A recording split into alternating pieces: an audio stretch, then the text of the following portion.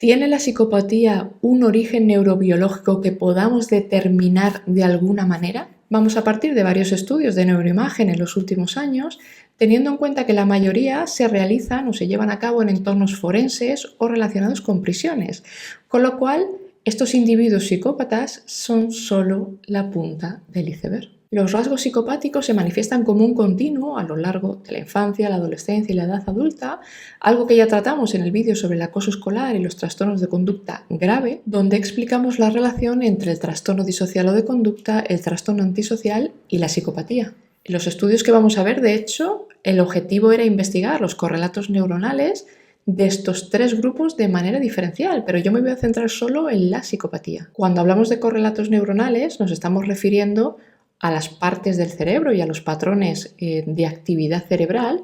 que están relacionados con las características y con los comportamientos de la psicopatía. En otras palabras, los lugares y las formas en que el cerebro de un psicópata o de una psicópata funciona de una manera diferente a los no psicópatas. En estos estudios se ha hecho resonancia magnética estructural, funcional, imagen por tensor de difusión y vamos a hacer una pequeña aclaración. La resonancia magnética estructural se utiliza para obtener imágenes detalladas de lo que es la anatomía del cerebro. Por tanto, estamos hablando de que nos va a dar información sobre la estructura y las características morfológicas, tamaño, volumen, grosor cortical, pliegues y surcos, etc. Y además se utiliza para el diagnóstico de lesiones, de tumores, de anomalías estructurales, también para enfermedades neurodegenerativas, mientras que la resonancia magnética funcional se utiliza para medir y mapear la actividad cerebral. Permite, por ejemplo, observar cómo funcionan las diferentes áreas del cerebro durante la realización de tareas específicas. Y la imagen por tensor de difusión es como una forma avanzada de resonancia magnética que se utiliza para mapear y caracterizar las vías de la sustancia blanca en el cerebro. Se usa, por tanto, para estudiar la conectividad cerebral y, entre otras cosas, para el diagnóstico de enfermedades desmielinizantes o que afectan de alguna manera a esa sustancia blanca, como puede ser la esclerosis múltiple. Aclarado esto, vamos con algunos datos interesantes sobre la prevalencia de la psicopatía, que sería, en población general, estaríamos hablando de un 1%, aunque hay estimaciones que llegan hasta el 3% e incluso hasta el 4%, un 3% aproximadamente en lo que es la población forense, el 4% en los gerentes corporativos, el 20% aproximadamente en población carcelaria. Podríamos hablar también de la prevalencia de la psicopatía y de otros tantos trastornos de la personalidad en la política, pero esto lo vamos a dejar para otro vídeo. También tenemos los estudios con gemelos que sugieren que la herencia juega un papel fundamental en los rasgos psicopáticos. Y de hecho, según distintos estudios, hasta el 70% de la variabilidad de esos rasgos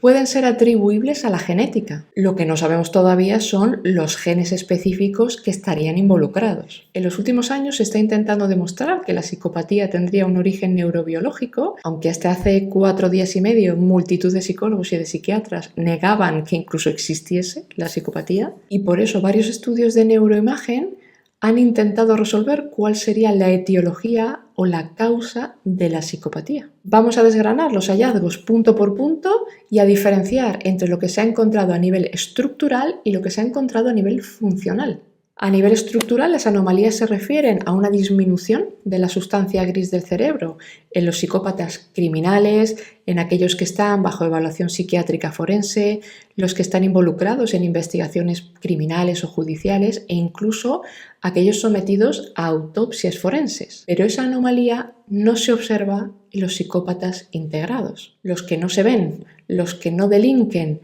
los que no son criminales y no acaban en la cárcel, es decir, tu vecina,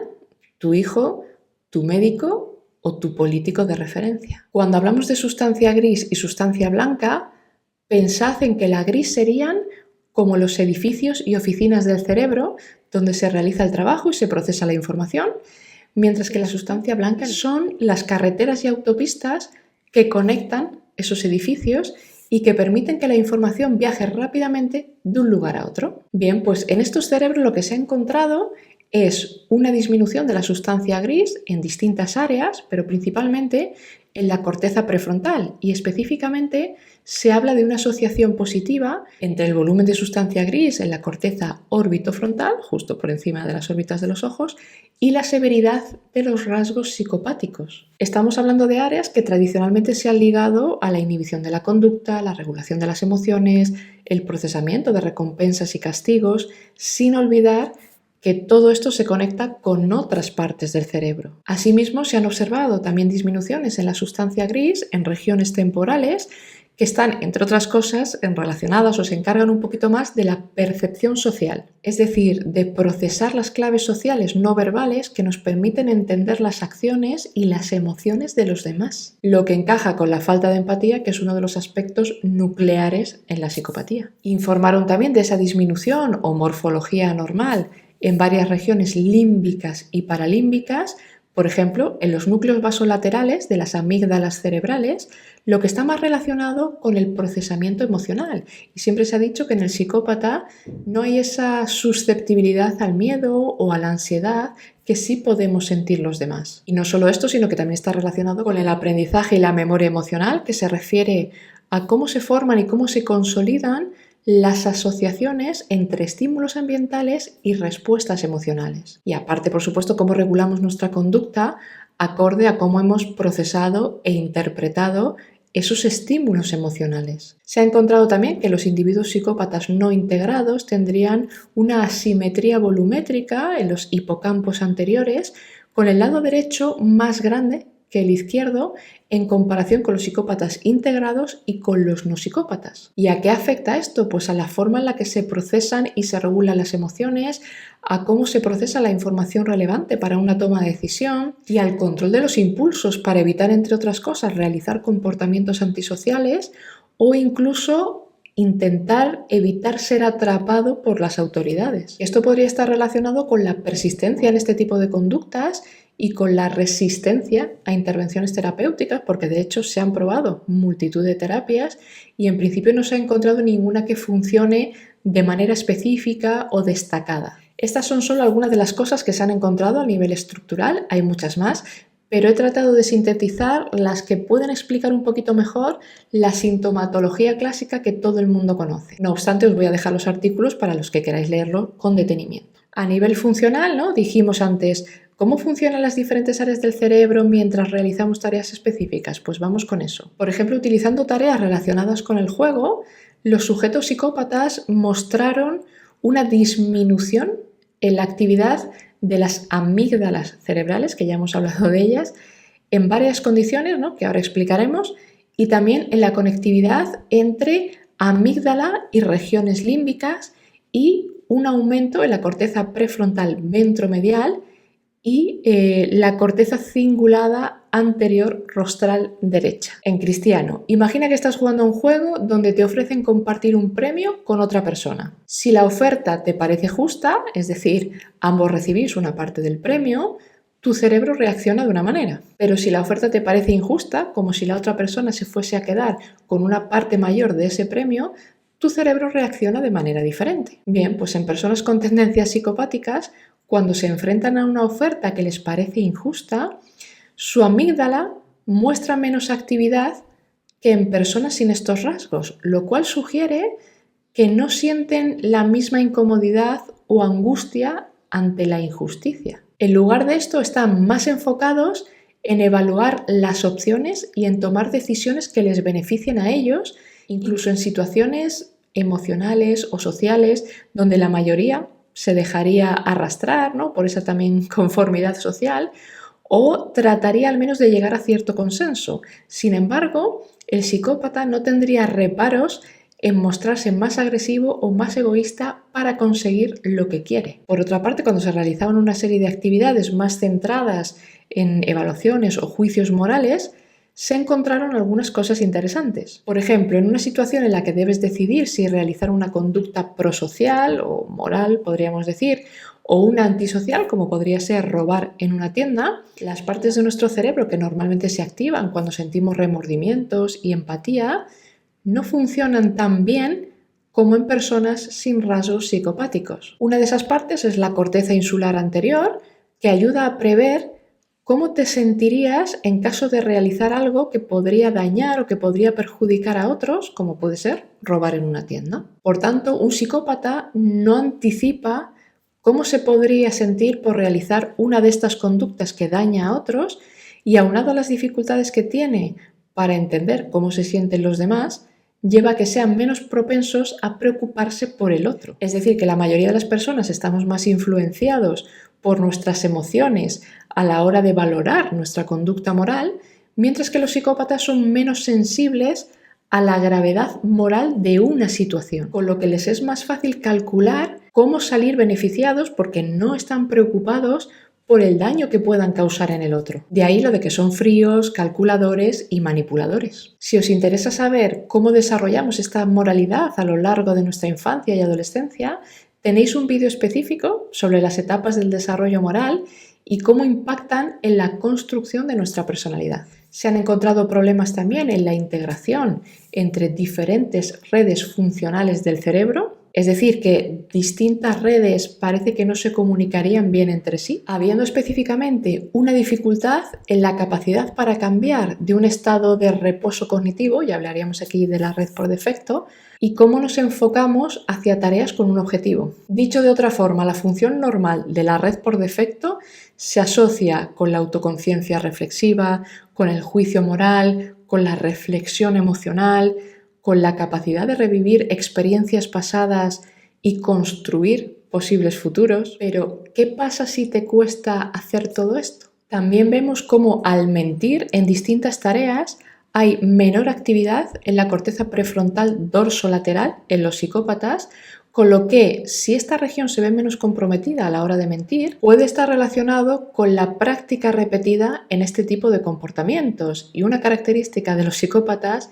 es que llevan la mentira hasta las últimas consecuencias. Y me viene además a la cabeza una frase que sale en el libro Sin conciencia de Robert Herr, que os lo dejo en la descripción del vídeo,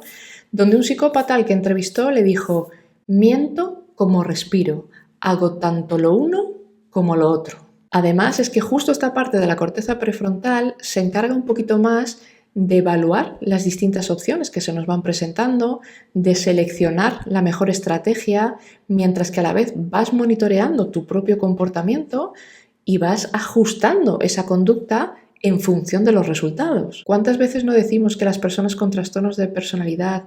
parecen no aprender de la experiencia porque repiten los mismos patrones de conducta una y otra vez? Se han observado también anomalías en el circuito de recompensa del cerebro y estamos hablando de cómo identificar y ser conscientes de una recompensa o de un estímulo que consideraríamos positivo, de cómo reconocemos las señales que sugieren que próximamente vamos a obtener dicha recompensa y de reconocer cuándo la predicción que estamos haciendo sobre esa obtención del premio es errónea o puede no llegar a cumplirse de la manera en que esperamos. Todo esto se traduce en que esas anomalías pueden llevar a los psicópatas a una búsqueda excesiva de sensaciones y de placer, a dificultades para controlar los impulsos, a una respuesta inusual a las recompensas y, añado, a los castigos, lo que puede contribuir también a un comportamiento más antisocial e incluso directamente delictivo. Y finalmente voy a destacar algo que me parece fundamental, y es que cuando los psicópatas se imaginaban a sí mismos con dolor, sí que se activaban, ¿no?, esas zonas, vamos a decir, un poquito más relacionadas con la empatía, pero no se activaban cuando se imaginaban a otros sufriendo el daño. Además de esto, sí se activaba una región que podría indicar que estaban disfrutando con el dolor ajeno. Si miráis el vídeo sobre comprendiendo la personalidad y el de los haters, hablamos del modelo de los 5 grandes factores de la personalidad y de la triada oscura o la tétrada oscura, donde se incluye el sadismo. Con toda esta información no se pretende en absoluto justificar el comportamiento de un psicópata, porque algunas de estas anomalías estructurales y funcionales se observan también, por ejemplo, en trastornos del neurodesarrollo. La causa de la psicopatía como tal, o el punto específico, el origen concreto, no se conoce. Lo que hemos explicado no causa la psicopatía. Lo que sucede es que escogemos distintos individuos que tienen rasgos psicopáticos y se analiza un poco cómo funciona su cerebro en comparación con otros sujetos que no tengan esos rasgos psicopáticos o incluso con sujetos que sí los tienen, pero que estarían dentro de ese grupo que llamamos psicópatas integrados. Lo que pasa es que esto da para otro vídeo completo que seguro que haremos en algún momento. Y estate atento a nuestras redes sociales porque llevamos ya un tiempo anunciando que vamos a hacer una formación sobre personalidad para todos los públicos, precisamente por eso que dijimos al inicio de la cantidad de personas que podríamos considerar psicópatas en la población general y cómo esto es un problema más grave de lo que se quiere ver, sobre todo por todo el daño que infligen a su alrededor, no solo a los familiares, sino también, siempre digo, imagínate una persona así en un puesto de poder. Me da igual que sea a nivel político, a nivel sanitario, a nivel empresarial, teniendo multitud de personas que dependen de sus decisiones y de las acciones que lleven a cabo.